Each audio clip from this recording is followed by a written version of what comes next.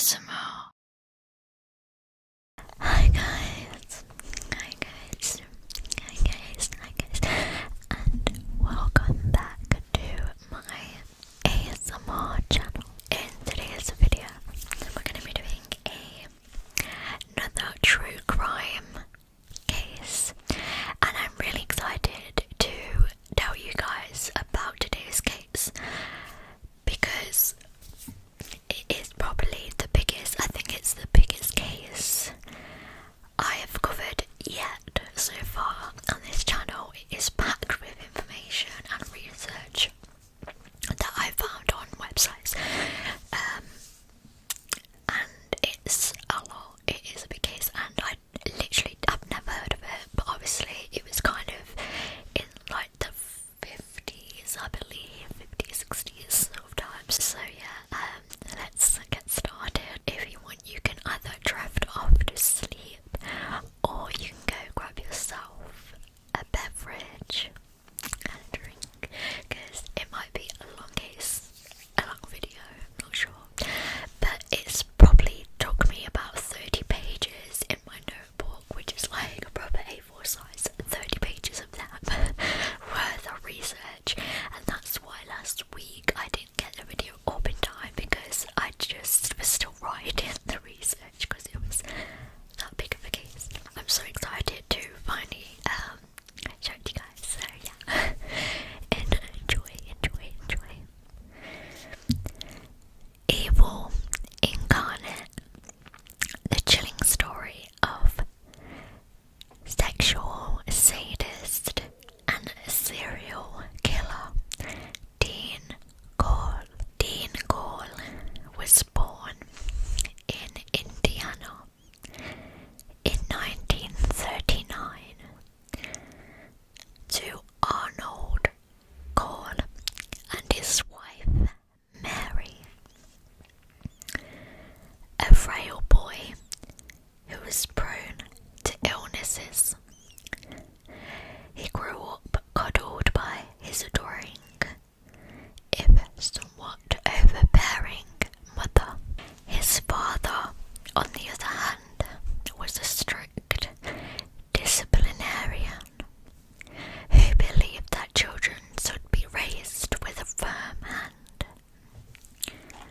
Opposites in every sense of the word, the pair split up when their son was 7.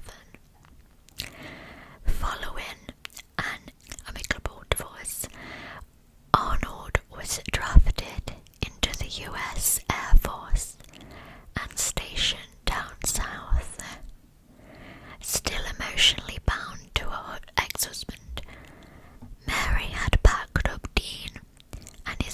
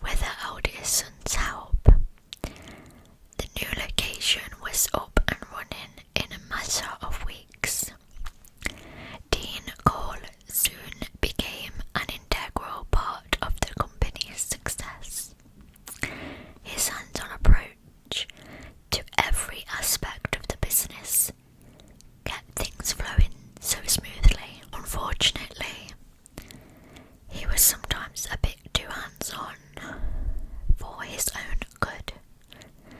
The company had no more than gotten off the ground when a young male employee complained that Corll had made unwanted sexual advances towards him. When the allegations were brought to Mary's attention, rather than reprimanding her son, she had fired his accuser. Corll and his mother were besides himself when in 1964 he was drafted into the US Army. 10 months into his service, he was granted an early release after protesting that his help was needed to run the family business. After receiving an honourable discharge, he took up where he left off at the candy company. A decent-looking guy who could be quite charming when it suited him. Corll had been somewhat of a Casanova as a teen. Though he had tried to connect with the girls he dated, despite their physical beauty, he simply hadn't been attracted to them in a meaningful way. It had been while serving in the military that he finally understood why he'd kept them at arm's length. While in the barracks, Corll had found himself inexplicably drawn to some of his fellow soldiers. He would later say that it was there he had first began exploring his homosexuality. Once he started acting on the urges he had been suppressing up till then, there was no turning back. As vice president of the Corll Candy Company, he would often stand on the sidewalk outside the elementary school across the street from the factory and hand out samples to the children as they were heading home at the end of the day. Over time, the youngsters had grown to trust the kindly stranger who kept them supplied in sweets. They liked him so much, in fact, that they affectionately referred to him as the Candy Man, which I thought was so cute. Although it's not when you realise what his intentions are, but yeah. Besides the preteens, Corll also gifted candy and money to older boys, especially those whom he found attractive.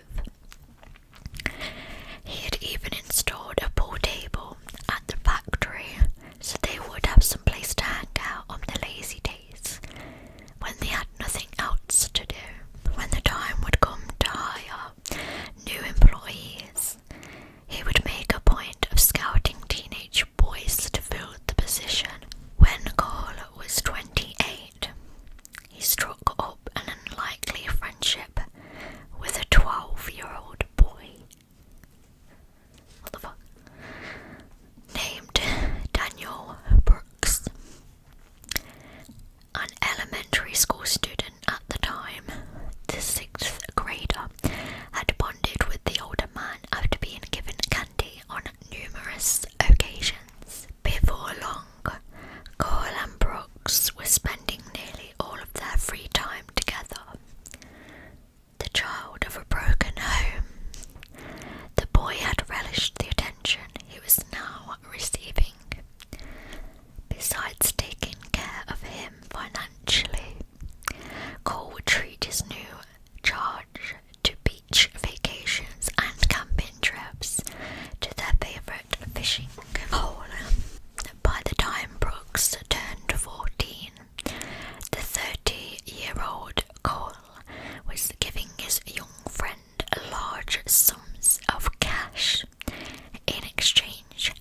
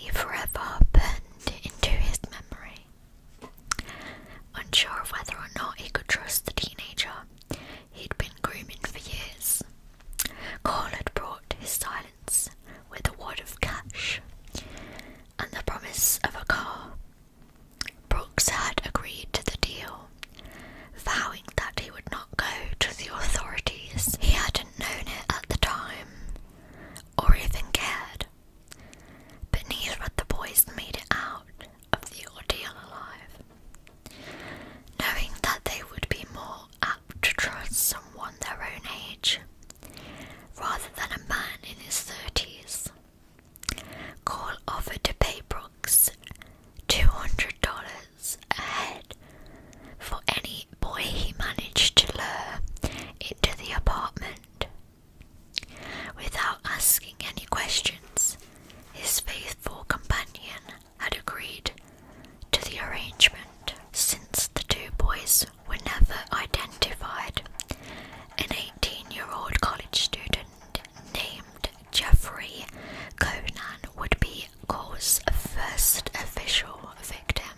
He had disappeared on September the 25th, 1970, while hitchhiking. After driving him back to his place, Corll had gagged his captive before securing him to an 8x3 piece of plywood with handcuffs attached to all four corners that he liked to call his torture board. Hours of mutilation and sexual degradation followed, eventually culminating in murder.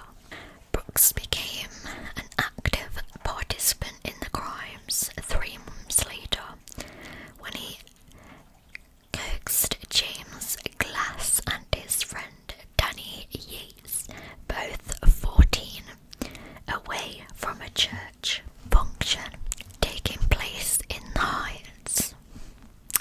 The boys accompanied him to Corll's apartment, where they were tortured, raped, and ultimately slain. Afterwards, their bodies were buried in a boathouse their killer had rented on the outskirts of town. In time, it would become his favourite dumping ground. In early 71, Corll and Brooks abducted teenage brothers Donald and Jerry Waldrop as they were walking home from a friend's house. By then, Corll had moved to a different location, something he would do every few months as a precaution. The brothers were taken to his new apartment, where they were strapped to the torture board and brutally assaulted. Once our attacker had his fill, he had strangled them to death before disposing of their remains under the boat shed. In the months to come, with the help of his toady, Corll would claim 3 additional victims. 15-year-old Gregory Winkle, a former employee of the Corll Candy Company. Their bodies would eventually be found in makeshift graves in the boathouse turned tomb. With boys coming up missing on a regular basis, parents in the Heights contacted police and demanded that something be done. Though missing person reports were piling up at an alarming rate, it seemed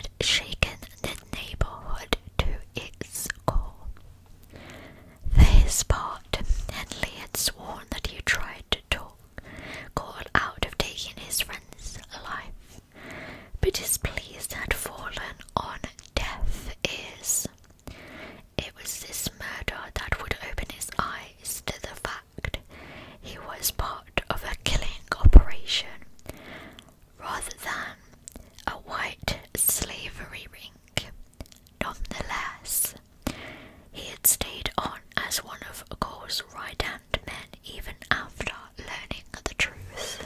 Aguirre, a restaurant worker who was known to give leftovers to street kids who would otherwise have gone hungry, received no such sympathy from his killers. His final moments would be spent being tortured, raped, and strangled to death by Corll, who had then buried him an hour outside of Houston at High Island Beach. A month later, 17-year-old Mark Scott was stopped by Henley, whom he considered a friend, as he was trawling the streets for potential victims. It was only when the other two men jumped out and forced him into the car that the boy knew he was in trouble. Although he had fought his assailants with all his might, he was outnumbered and didn't stand a chance. When they reached the apartment, it was Henley who had held a gun on his friend as he was being fastened to the torture board. He too would end up buried at High Island Beach. Before the dust had a chance to settle, the trio abducted 19-year-old Billy Ridinger in a surprising move after subjecting him to any number of unspeakable acts. Instead of killing him, Corll had allowed him to go free. The boy's saviour had been Brooks, who had pleaded with his twisted father figure to spare the teenager's life. This would be the only time he would permit a captive to walk out in one piece. In an even more shocking turn, Ridinger didn't go to the police and report what happened, though he may have had his reasons for keeping quiet. But for his silence, there's no telling how many others could have been saved. By then, it was becoming apparent to Corll that he was losing his hold on Brooks, whom he considered his closest ally.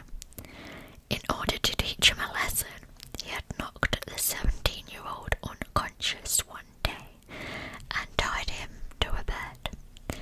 After enduring a brutal SA, Brooks, realizing that leaving was not an option, had sworn his undying loyalty to Corll in exchange for his life. With that formality out of the way, Corll was ready to get back to business, which was bad news for Stephen Sickman, a 17-year-old, who had been snatched as he was leaving a party on a balmy night in July.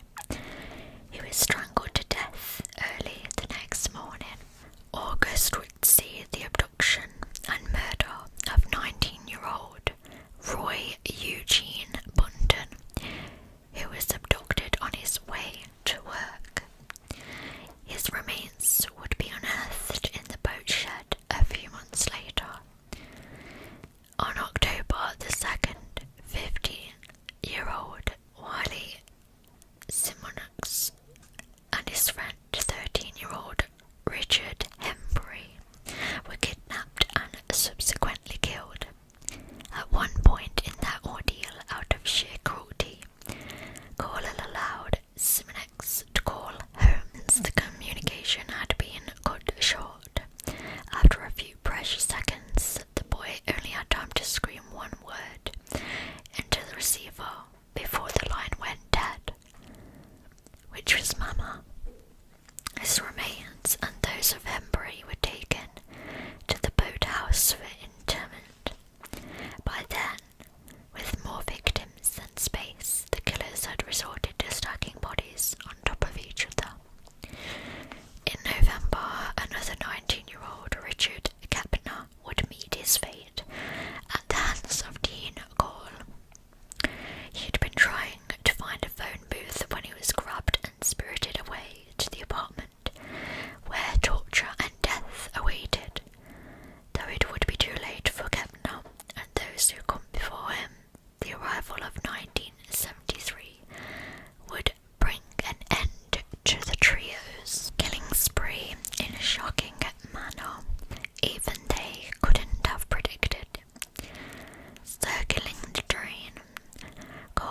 first victim of the new year was a 17-year-old who was someone known to both him and Brooks, with a cordial relationship already in place.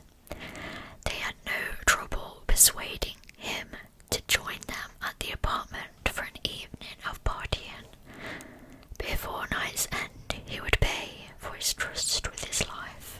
That summer would prove to be a virtual non-stop bloodbath for Corll and his flunkies.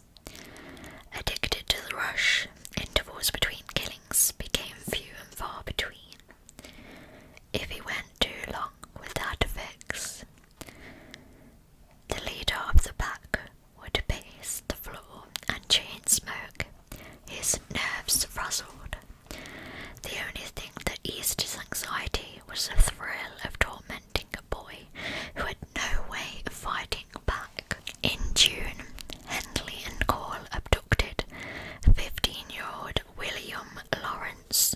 He walked out of the home he shared with his family and was never seen or heard from again, except of course by the men who had grabbed him off the street. After being held for 3 days, during which he endured unimaginable brutality, he was strangled and buried at Lake Sam Rayburn, a popular fishing spot. 2 weeks later, Corll murdered Raymond Blackburn, a 20-year-old who was hitchhiking to see his newborn child. He too would end up at Lake Sam Rayburn when all was said and done. Henley would provide the next victim, 15-year-old Homer Garcia, a boy who had attended driving school with his abductor. After telling his mother that he was going to spend the night with a friend, he unwittingly stepped into Corll's death trap. Less than a week after, Garcia was shot and discarded at the lake. John Sellers had the misfortune of finding himself in the killer's crosshairs. He would die 2 days shy of his 18th birthday. And then there were 2. July would see a shake-up in the ranks when Brooke found out that his girlfriend was expecting their first child. No longer interested in playing Corll's sadistic games, he announced that he was leaving to get married. Setting his sights on the future, he was determined to put the past behind him and move on, come what may. In need of a way to release his hostility towards Brooks, Corll had taken his aggression out on Michael Balch. This murder was particularly devastating, given that his killer had also taken the life of his 15-year-old brother Billy in a few months earlier. The victims that followed, Charles Cobble and Mary Jones, were best friends who did everything together. For his amusement, knowing how close they were, Corll had forced them to fight with the promise that the one who emerged victorious would be released unharmed. After the battle dragged on too long for Corll's taste, a winner was declared. Not that it really mattered, the boys would soon learn that the whole thing had been a setup. Exhausted and beaten to a pulp, they were made to watch each other being essayed before both were killed. Much like Wally Smooks before him, Cobble had made a phone call from the apartment. When he reached his father, the 17-year-old who was married with a baby on the way told him that he and Marty had been kidnapped by drug dealers. Unfortunately, the call had been disconnected before he was able to give a location. On August the 5th, Corll and Brooks, who by then had come running back with his tail between his legs, abducted 13-year-old James Trey Muller as he was out riding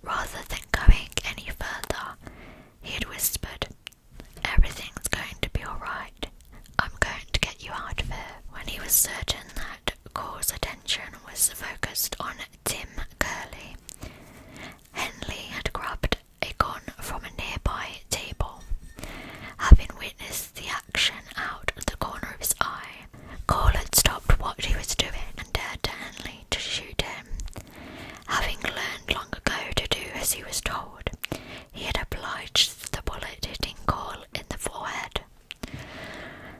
Though gravely wounded, Corll had continued to advance on Henley, who fired 2 conditional shots, one of which had struck him in the shoulder. Dazed but still standing, Corll had stumbled into the hallway, where 3 more rounds were pumped into his back.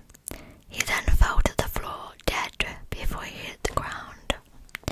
With Corll out of the way, Henley freed him and told him to get dressed. The accomplice turned reluctant hero would later admit that he had thought about killing the 2 survivors and making a run for it, but he had opted instead to call the police and turn himself in. While they had waited for officers to arrive, Henley had made the offhanded remark that this wasn't the first time he had been involved in a killing. He had then told Tim that he would have made $200 off him had things gone differently. Following that bombshell, the 3 had sat in silence until they heard the patrol cars pulling up outside. Wayne Henley was taken into custody and questioned about the death of Dean Corll. Authorities hadn't realised at the time that they had stumbled upon something much bigger than the shooting of a local electrician. Before long, the floodgates would open and the truth would be revealed. Henley, as it turned out, had a lot of things to get off his chest. Tim and Rhonda backed up Henley's account that Corll had been killed in self-defence. Though certainly no angel, he had saved them both from slow, agonising deaths, and they were grateful, that is, until they heard the whole story. When push came to shove, Henley had given up everyone and everything. He recounted that over the past 3 years, Corll had abducted and killed dozens of boys with his help, and that of David Brooks. Though he admitted to procuring victims, many of them friends and acquaintances, he stressed that he had done so at the behest of the monster he had ultimately felt compelled to slay. Despite the rash of abductions that had plagued the Heights in recent years, officials were slow to make the connection. It was only after discovering that the name Henley was providing matched those of the boys who had been reported missing that authorities began to sit up and take notice. When a search was conducted on Corll's home and van, things really started falling into place.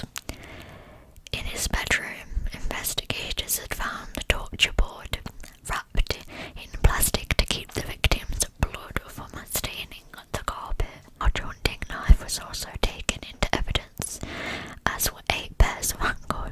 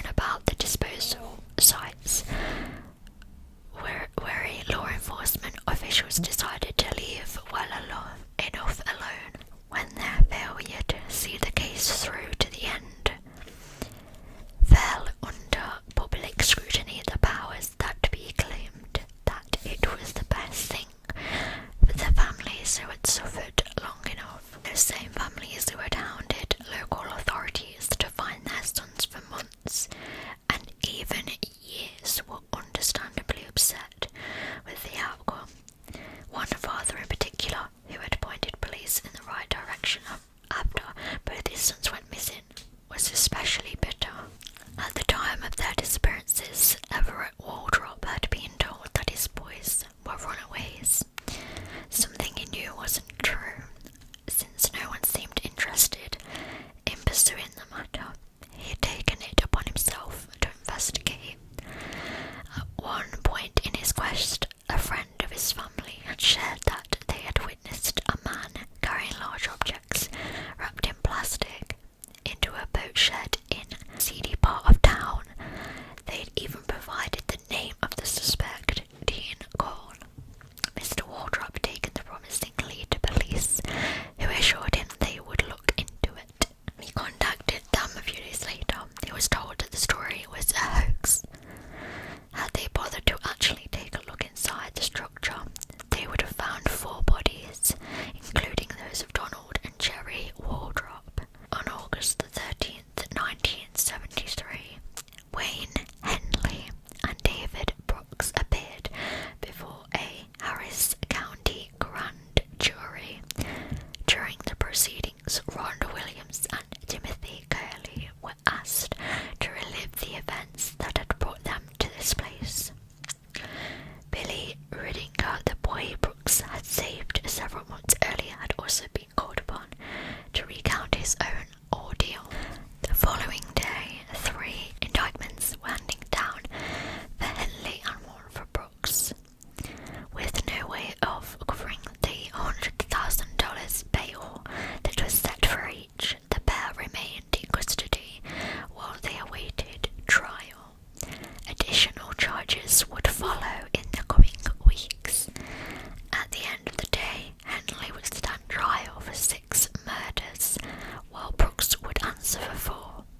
The one killing that would go unpunished was that of Dean Corll, which had been deemed justifiable. Henley's trial began on July the 1st, 1974, in San Antonio. Once again, Rhonda, Tim and Billy were called to testify. Each would tell of the brutality they had faced at the hands of Dean Corll. The defendant did not take the stand, choosing instead to have his written confession be the final word. The case went to the jury on July the 14th. After 2 hours of deliberation, they declared Henley guilty on all counts. The judge would sentence him to serve 6 consecutive life sentences, which amounted to roughly 600 years in prison. Henley's lawyers filed an appeal on his behalf, claiming that he had not received a fair trial.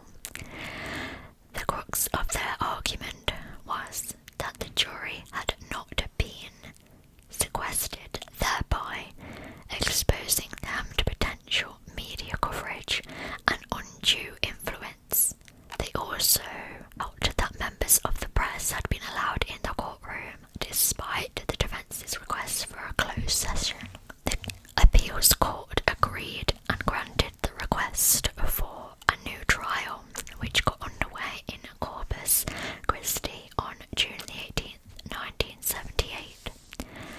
9 days later, Henley would receive the same verdict and the exact same sentence as before, all but assuring that he would never again see the light of day. The trial of David Brooks began on February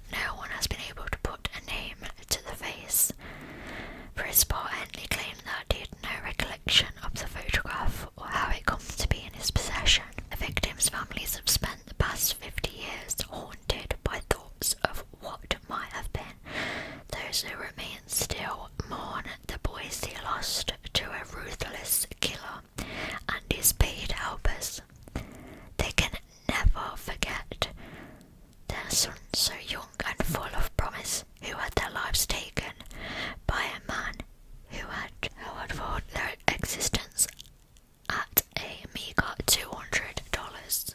Though they had meant nothing to him, they'd been everything to the mothers and fathers who had watched them walk out the door and never return. As for the people who helped bring the nightmare to an end, Rhonda Williams, whose presence had prompted Henley to turn on Corll, became a social pariah. Her own father had forbidden her from ever setting a foot in his house again after the story came to light. Instead of being thankful that his daughter was alive and well, he had accused her of bringing shame on the family after being saved from Corll's clutches. She was placed in a holding cell at the county jail until a kind-hearted female probation officer had taken pity on her and given her a temporary home. Eventually, Rhonda was placed in a residential facility for troubled teens.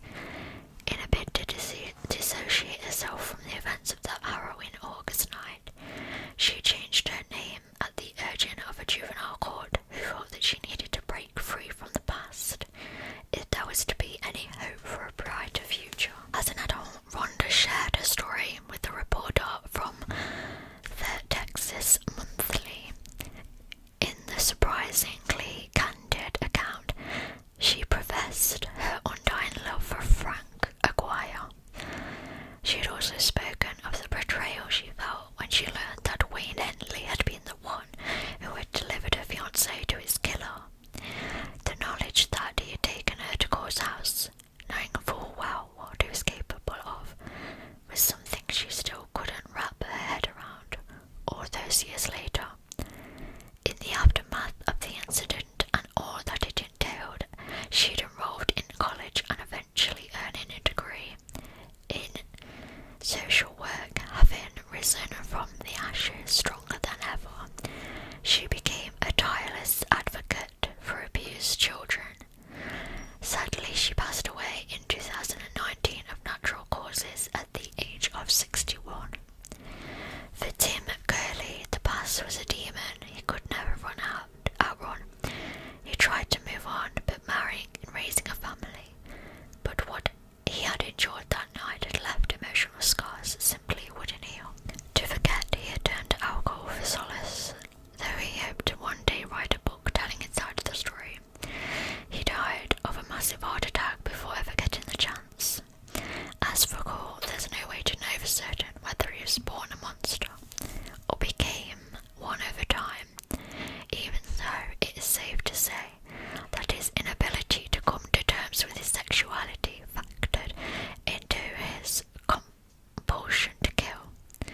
When those who knew him well were interviewed after his death, not one of them could remember him ever having a consensual relationship with another man. Unable to accept his own yearnings, he had taken out his frustrations on victims he saw as weak, thus establishing himself as the alpha male. The theory that his need to decimate anything that reminded him of his attraction to the same sex is supported by the findings of the medical examiner, who, upon seeing the bodies that had been pulled from the burial sites, noted that the victims' genitals had either been mutilated or existed altogether. This need to render the object of his desire unrecognizable was believed to signify an intense self-hatred on the part of their killer. Speculation aside, a few would argue that Dina Corll was a special kind of evil. Following his death, former employees of the Corll Candy Company came forward with some shocking allegations. According to them, he had been seen on several occasions burying large trash bags filled to the capacity under the candy factory. When they asked what he was up to, he would invariably claim that he was getting rid of old product that could no longer be sold, aware that there was already a protocol in place for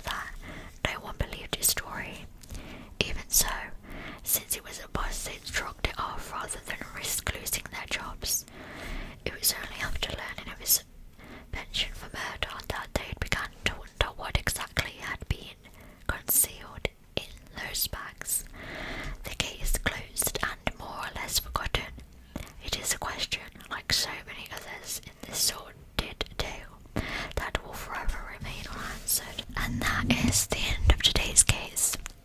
What a case. My thoughts. He is disgusting, and I agree, he's pure evil. There's a special fucking place in how the people like Dean Corll.